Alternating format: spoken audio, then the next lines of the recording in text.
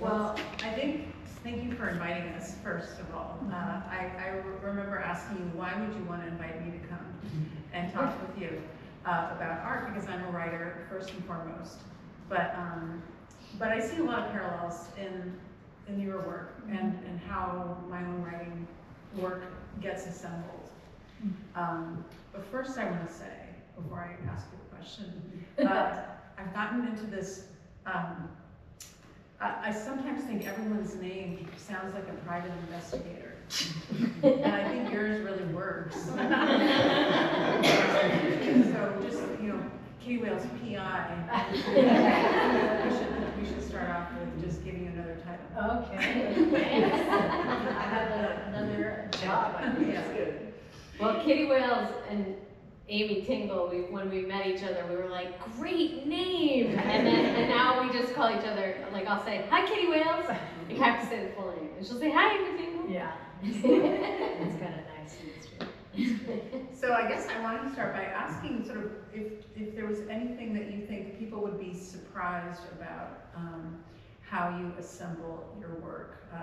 Some people ask me sort of, where does a poem come from? Mm-hmm. It's really hard to say because there's so many sources. It's like something I see or something I've walked by or conversation I've overheard. So maybe I'll sort of ask specifically about the exhibit here, this collection. If there would be anything that we should know about how these have been assembled. Well, this was about 4 years in the making, right after COVID lockdown. And so I needed materials to start new work. So I went up to the attic and found some old chairs, and that became the part of the building process. I really like to take things apart. I got in a lot of trouble as a kid taking apart my brother's 10-speed bike and not being able to put it back together very well.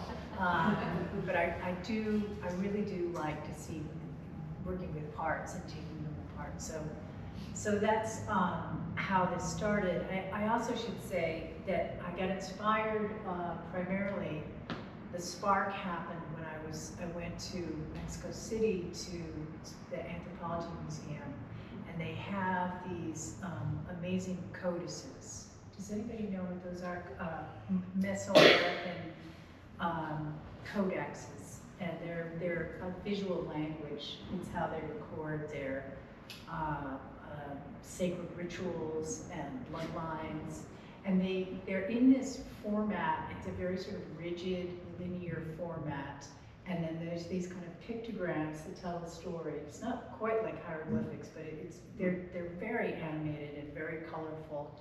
And I like that they were working within, there was a lot of storytelling within this strict format.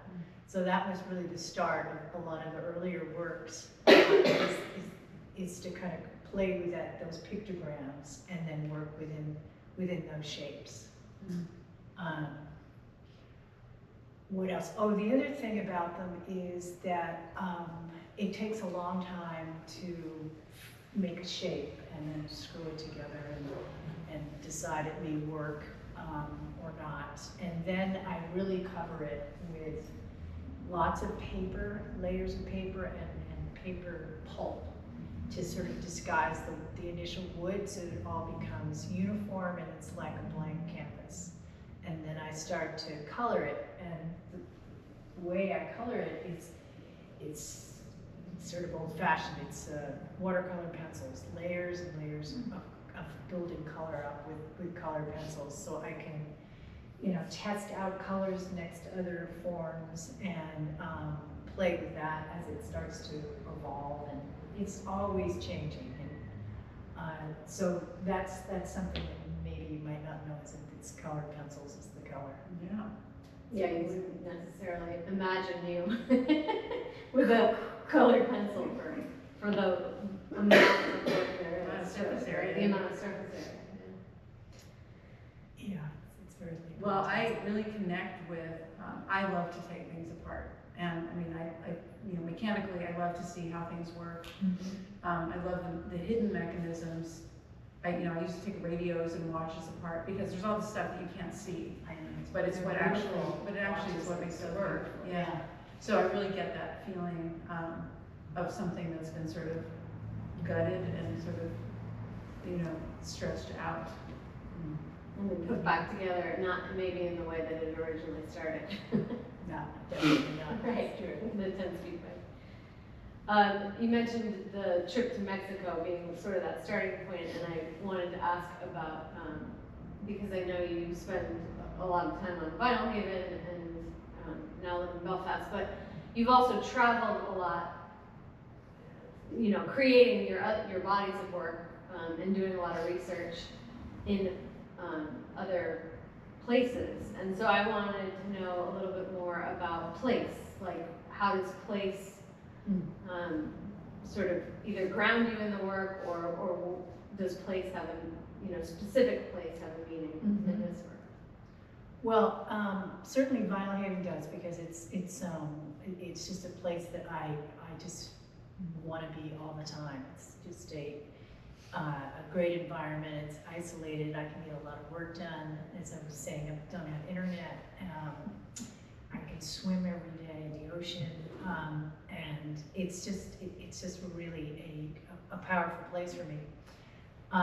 But before I did all these pieces here, I did go on a lot of research trips. I wrote grants to go and study animal populations in different environments in their natural habitat. And then I would come back to the studio and create installations, sort of animal landscapes.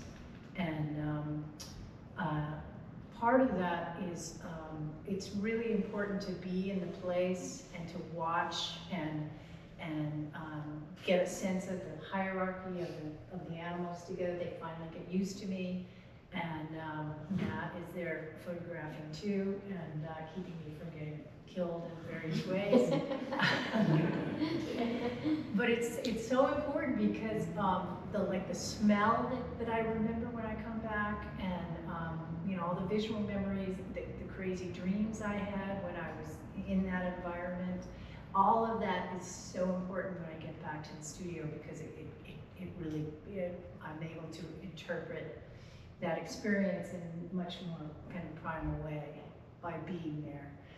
Now you can Google all these things. Right, you can go on Google Maps. But that wasn't available to me back then. And it just was really fun to go on these adventures. Well, and you're not going to have all the sensory parts No. if you Google Map. No, you won't. Does You're gonna smell. it frustrate you that there are so many tools and distractions and sort of wayfinding, methods, does it take away, do you think, from an artist sort of that primal, we use the way you call it primal sort of experience and instinct? Do you think that there's too much of that now?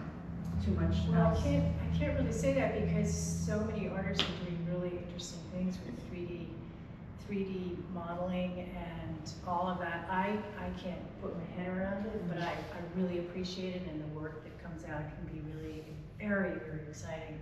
I just really have to make things. It's kind of crazy. These would be, I could make these objects 3D modeled pretty easily, but I much prefer the handmade and the process of subtractive and additive, to pull the forms out and to bring colors in and draw it, and to give them they're a little bit funky. They have a handmade quality to them that wouldn't feel the same. And they're altered in a certain way, so that as if they've been damaged in the process of Being handled, yeah. Being handled, or coming back to being of use in my menagerie, I guess. Yeah, dented and a little bit burdened. Like burnished. That's the feeling of it.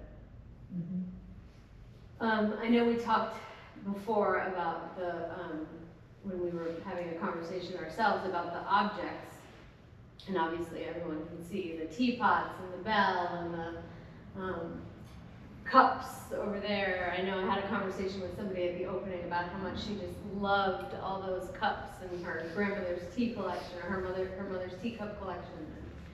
But we talked about the objects.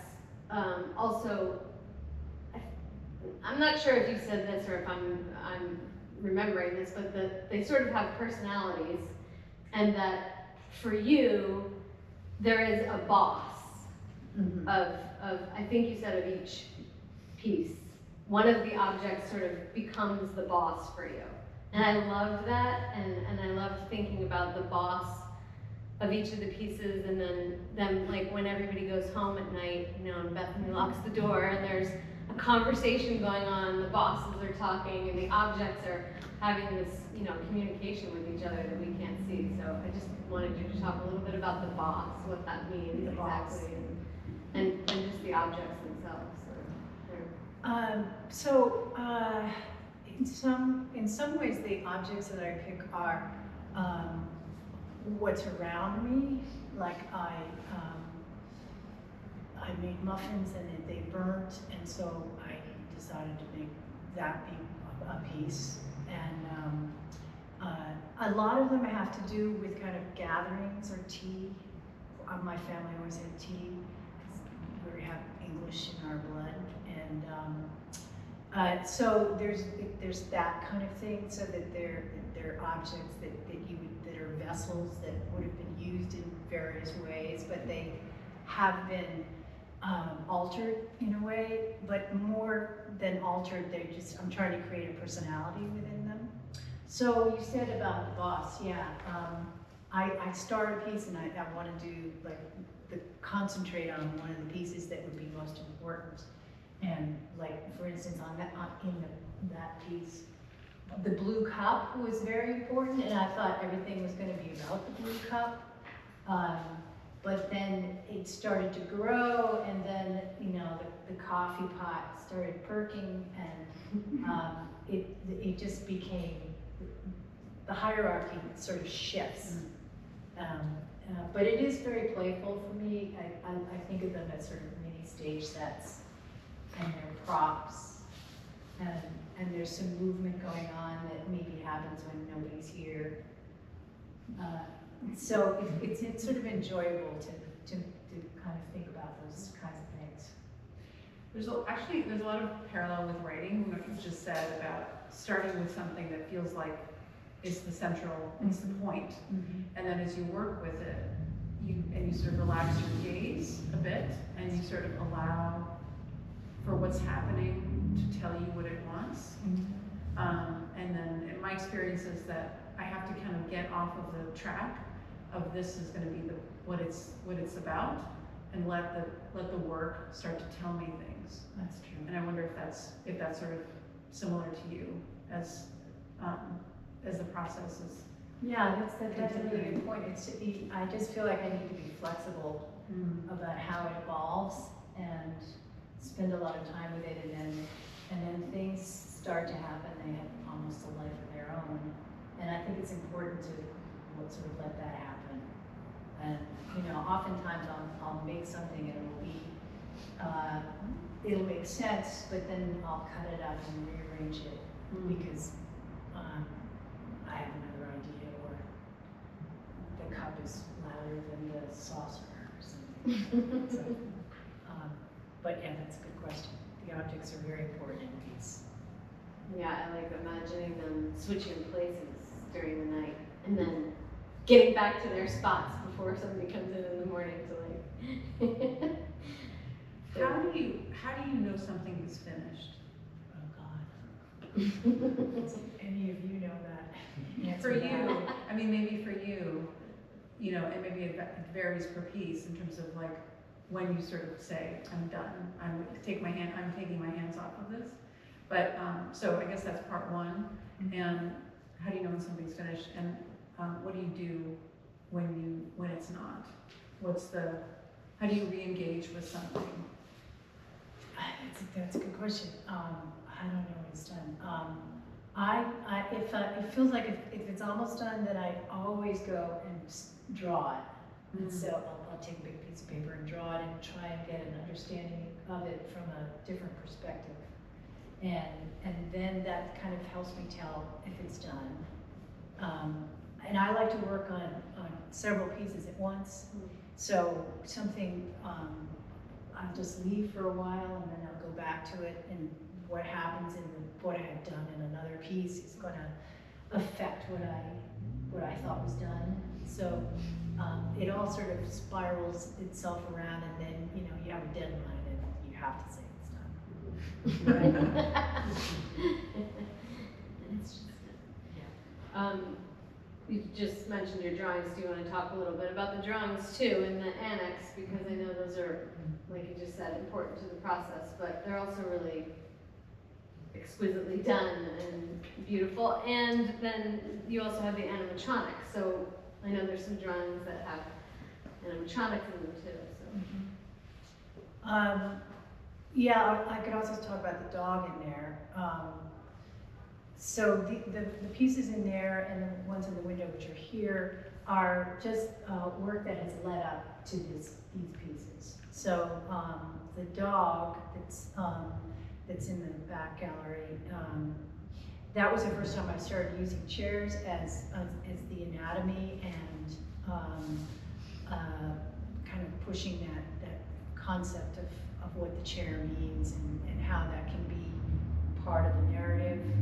It was part of a migration series I was working on, and I did a 8-foot female figure and 2 dogs to accompany her, and she was made out of chairs, and the chairs They trailed her. yeah, Yes. the dress Yes. had chairs and they went out the window. And it was about what you take with you and what stays with you and what you have to leave behind.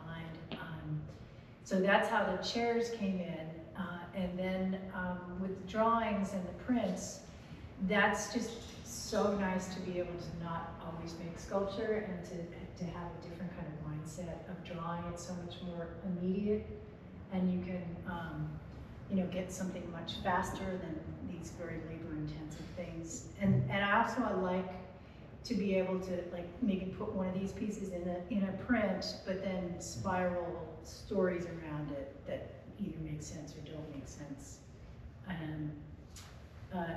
And then the animatronics, I was teaching a time-based class with the sculpture students, and I decided I should probably do some myself. So I took apart toys, mechanical toys, and stripped them down to just their electrical parts, and then rebuilt them into these critters, and then made sets around them. Because I really like puppet sets and all those kinds of just things that move, that are animated. I have a real interest in. So because those puppet sets come into this work certainly directly with the curtains, and they're all sort of puppet sets, little mini sets within there. So that really led right into what's happening here. And at some point I'll do a little show and tell of making those guys I was move. gonna say you're gonna get to push the buttons, right? Yeah. Were you a theater kid? Debbie, were you interested in theater? I was in some plays. I was the Pirate King and the Pirates of Penzance, and I was the Mad Woman of Chaillot. And then at a certain time, adolescent came in, and I was terrified of the stage. I couldn't do it. But I did do that a little bit, and I've always loved plays and theater. And I think a lot of sculptors think that way too, to get like a stage and have people interact physically with the work. Yeah, which you can't help but do with these pieces, really getting up close. I know, I spent a lot of time looking at all of those small pieces, and then even at one point noticing those little curtains, which, I was like, are these from suitcases? Because you could see that ruching like that's in the back of a small suitcase, which I loved, and also I know there's a lot of symbolism and you have a lot of math equations in the pieces, but just some of those details that like until you really get up close, you don't notice. And you can, I mean, I could really spend a lot of time with these pieces because there are so many tiny details that if you just kind of walk by quickly, you don't notice them. Well, I like being engaged by them, so that's why I put lots of details in them. The math is because my father was a math teacher, and he left tons and tons of notebooks with formulas and equations, and I just love that language, and I love to sort of see the different forms. They're almost like pictograms in themselves. I don't know what they mean, but I can't answer them, the equations, but I just really like them, and for me it's nice to have him in the pieces. Is there, I'm often curious, like, what is frustrating to me about the form that I choose, or the form that has chosen me as my creative expression? You know, sometimes I mean, it's a good frustration because I'm always wanting to say, finding the thing I want to say, and when and how to do it, and it feels like it's a kind of never-ending search. And I'm wondering if you have a thing that frustrates you, either in a good way or a bad way, or hard way or inviting way about making art. Is there a frustration that leads the charge? Yes, I'm often frustrated. You know, honestly, it's a struggle. I'll make something and I'll storm out and think I'm gonna have to just chop it into pieces, and then I'll come back and you know, rethink it a little bit. But it's just always this, I'm never gonna finish this thing, or it's frustrating me because the color isn't working, all of that. But I think the struggle is important. I mean, it is for me. I'm really envious of sculptors whose work looks so easy, that I'm very envious of that, but that's just not me.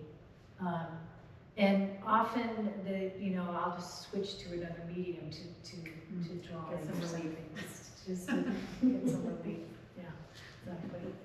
I think that's why I make dioramas, because it is a kind of return to sort of a, Yeah. like just another form that gets me out of the space of what I'm doing. And it's also kind of lightens the mood, and for the same reason.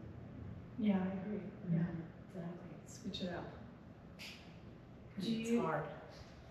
I know with my own work, I'll switch back and forth between mediums, but I'll also sometimes have an idea for a project and I think I'm going down a road, and then I get to like what I feel like is a brick wall, and I'll just stop, and then maybe a long time later come back to it. Does that happen with, I mean, it sounds like this work was more in, you know, a compact time in the last 3 or 4 years, but does that happen ever where you get to that point of frustration and you just have to completely put it aside and come back? Yeah, that's happened with a lot of animal species that I've picked. And I've done a lot of research, studying the anatomy, studying history, the mythology, get really excited by it, and I start making it, and I spend a lot of time making it, and then it's not happening. And so that happened with fruit bats. And I still have a half done fruit bat that everybody's a little frightened when they see it. But yeah, that happens a lot. That it just doesn't work, and you have to abandon it. So potentially come back to the fruit bat. Come back to the fruit bat. You never know. You never know. That's true. I'm wondering what the feeling is of seeing this work out. together and arranged in this way, and it's just in general, like the feeling of getting a body of work out the door, displayed, and what happens next in you. No, it's really important to do that. I think all artists need to get it out of their studio and have feedback.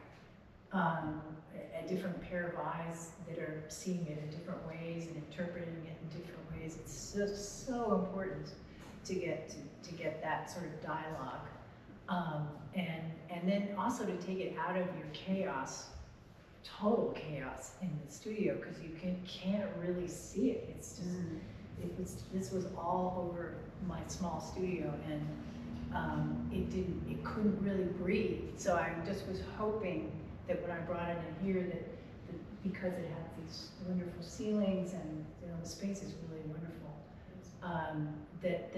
that was really the most exciting thing that happened, was to bring it into the space.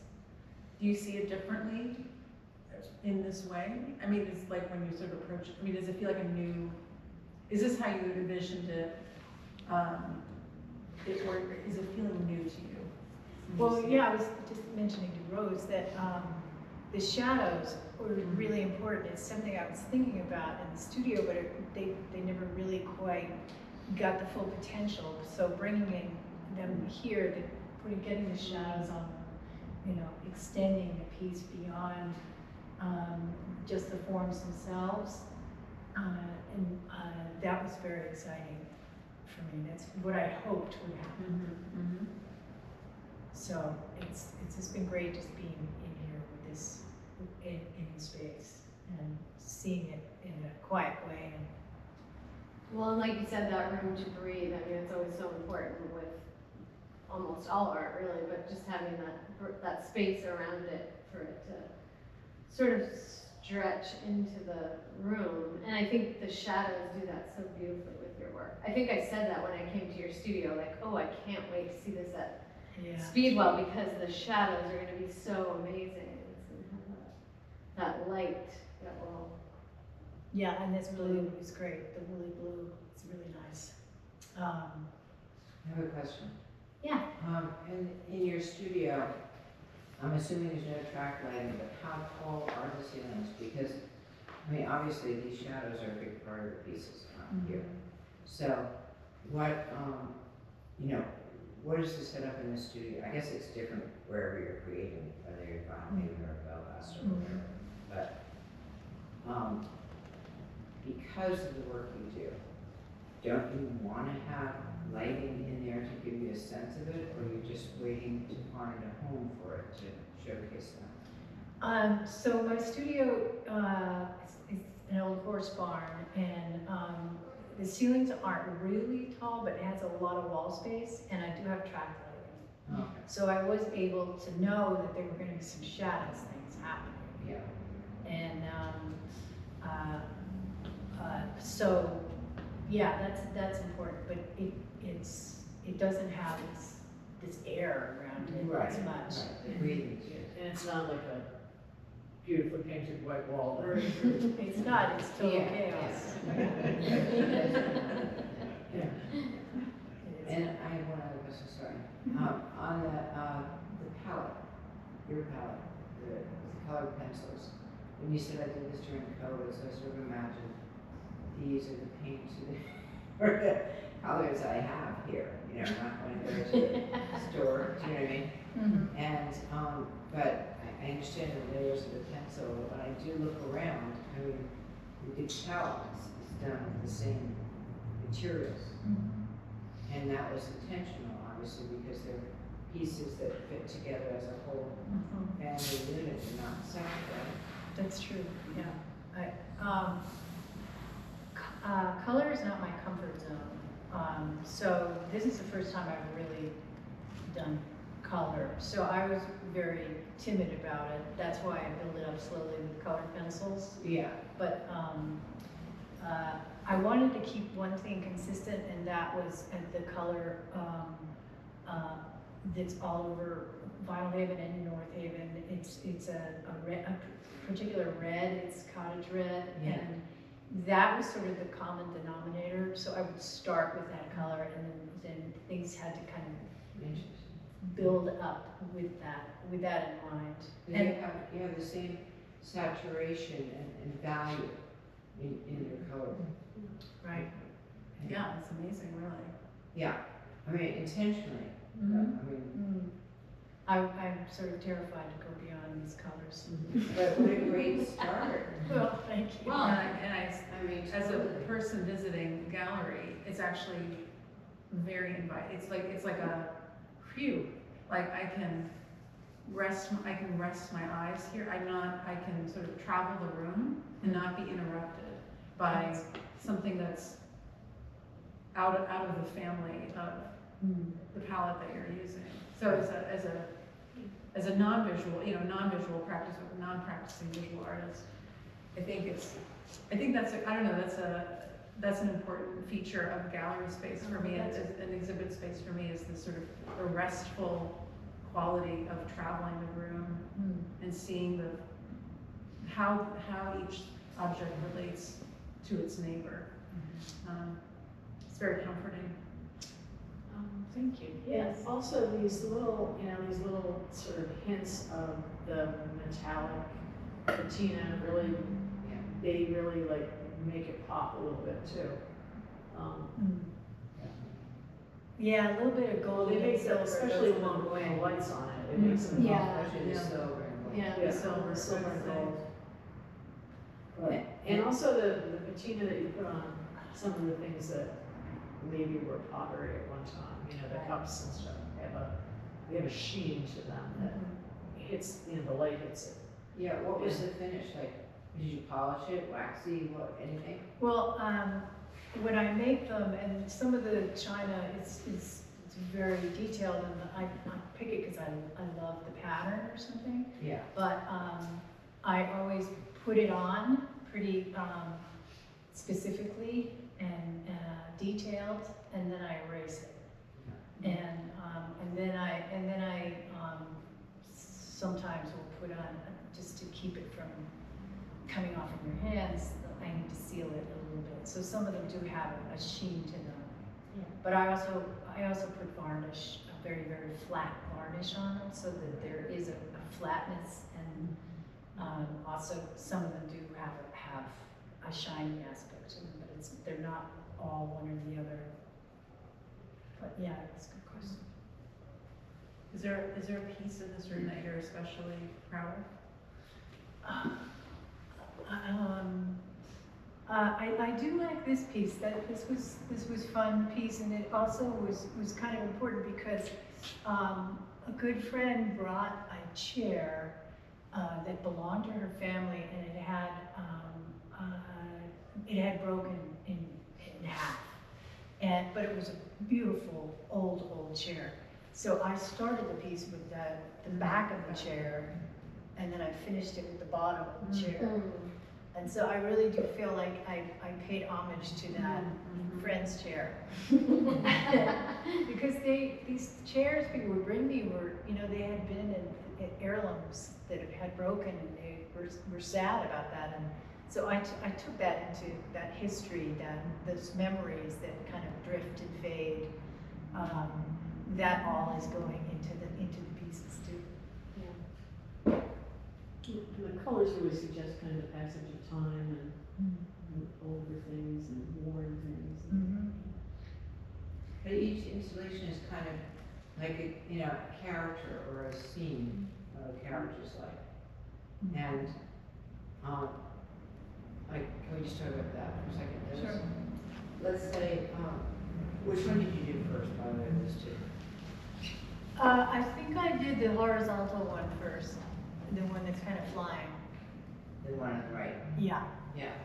So then when you finished that, did you think, now I've got to do Uncle Albert or something? You know what I mean? Like, So you think as them as personalities? yeah. I think I was thinking of certain people, Yeah. for sure. Because some of them have memories of snippets of memories of a time And or all a those person. things. It's like a collage when you see, Yeah, kind of like that. little bit of storytelling within there.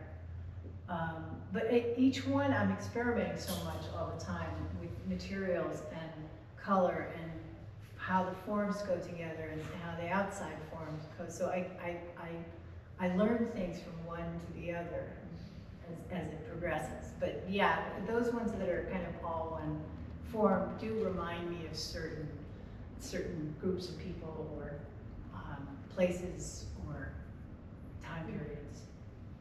I mean, they seem to be about, memory and place and for me, a little bit, flotation too. That there are these parts that might just rise to what floats. And then I was thinking about your title for your show, Drift.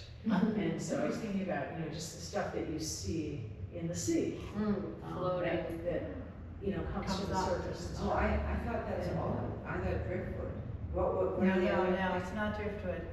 Yeah, It's that's about what- how memories drift away. Right. The movement of drift. Yeah, But initially when I saw drift, I said, oh, we're gonna sort of driftwood sea. I'm sorry you thought that.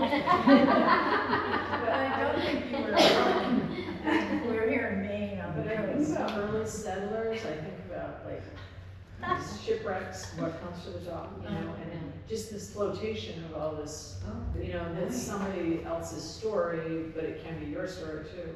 I mean, I find them very universal, and of course, I really like the palette quite a bit. Myself as an artist, because it's a real fresco palette. Yeah, Um, exactly.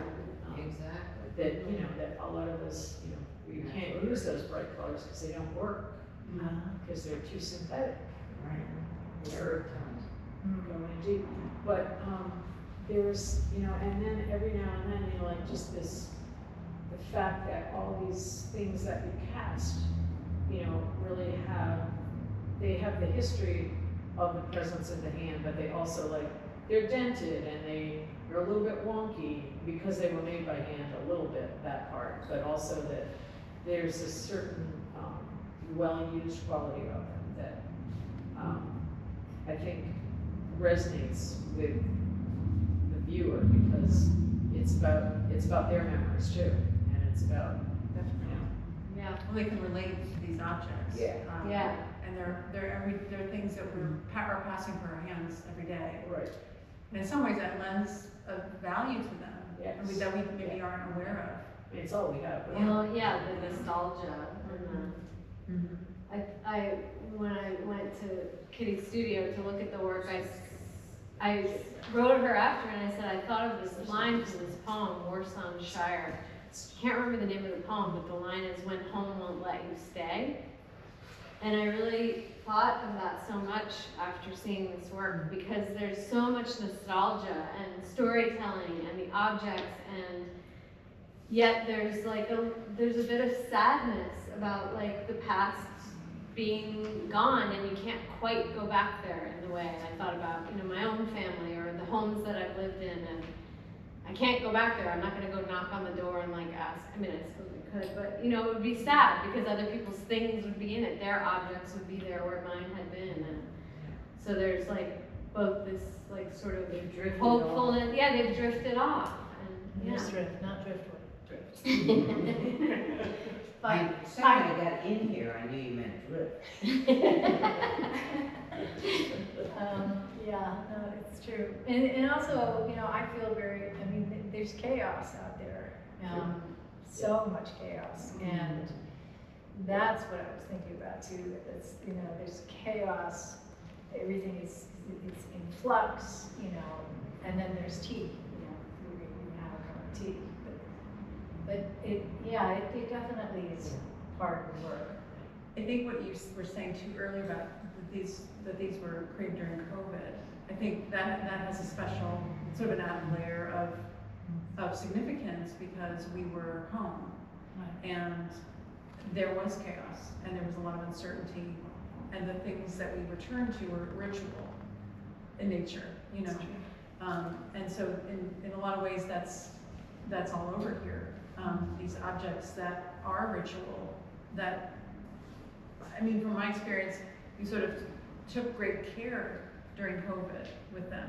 That's all you had, you took he ate dinner longer. You know, it took longer to make dinner and eat dinner, and he made bread, and there was cocktail hour, and so there was this sort of extended engagement with these everyday objects. So that just, when you were saying that earlier, I thought, oh yeah, this also speaks to that time of chaos out there and the kind of sense making we were trying to make in our homes. Yeah, I think that's true. I don't know about other artists, and I think it is true that you never really know, you can't really articulate what the work is about until a few years later, and you're like, oh, that makes sense because of what I'm doing now. So it's sort of hard to talk about it, so that's why it was nice to have dialogue to, help me talk about the work, basically. And we can open it up. I know some folks have asked questions, but if anyone else has some questions they want to ask. I do have a question. I am curious, because I've thought about this several times, of what you choose to take with you if you have to leave suddenly. And it's not an unusual topic for artists to question.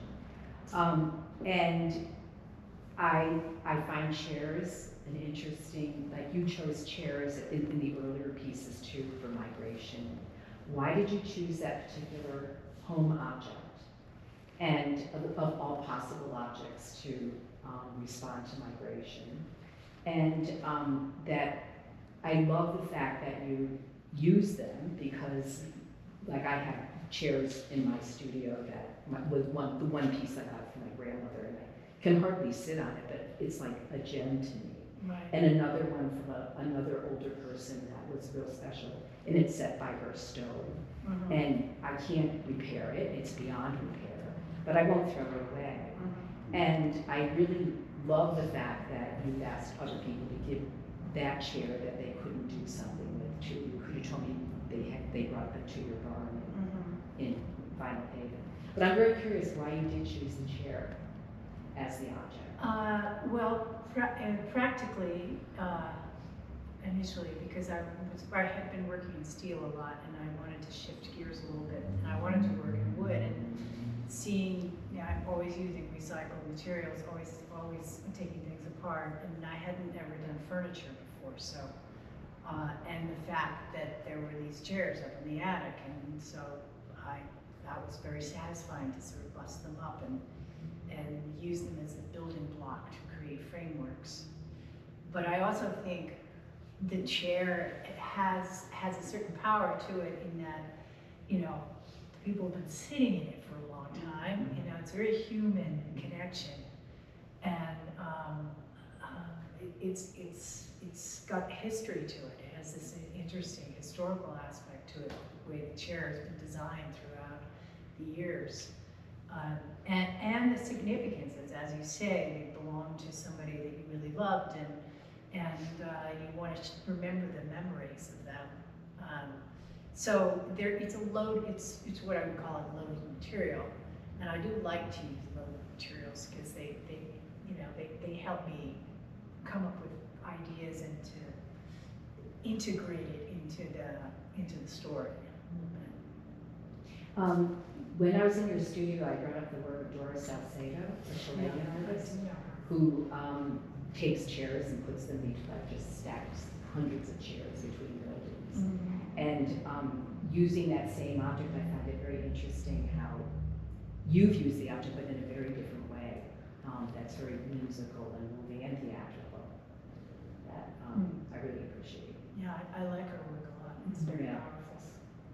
Yeah. And so is this, though. Well, it makes you think about how it depends on the story you're attaching to the object. I mean, the object itself isn't necessarily, the object is kind of neutral, but our relationship to that object is not.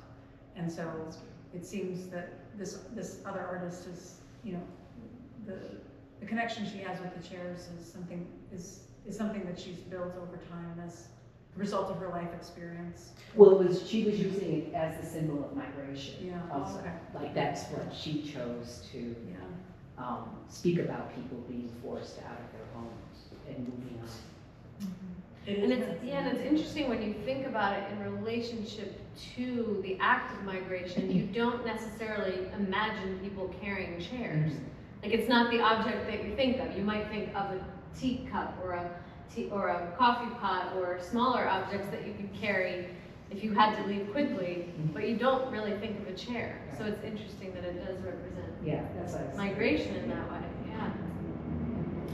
But you think of sitting, resting. Right. And you know, it's a gesture just to another person. Sit. Have a or seat. Come sit. Yeah. Just to say something silly, when I retired from the English system, you're gifted a chair. That's right. I got One of those. That's a rocker, right? It was a choice. Did you bust it up? No. Do you want Katie to bust it up? I have my own little rocker from when I was Yeah, I have very, one very as a young. kid. Yeah. Yeah. A couple of books on Yeah. I have one of those too. It's funny that we're talking about chairs because I was also thinking about what you chose, and I saw the absence of baskets, which is, something that I kind of imagine, like if we were doing a collaboration or something. I mean, I'm just saying, you specifically decided not to use baskets. Yeah, I hadn't really thought of baskets. Yeah, Maybe because I didn't really have any they're baskets not part around. of your life. No, not really. Or culture. Um, But I did use the cane, the woven cane, Right, which is The woven, like the seat. baskets. I do like that texture a lot. yeah.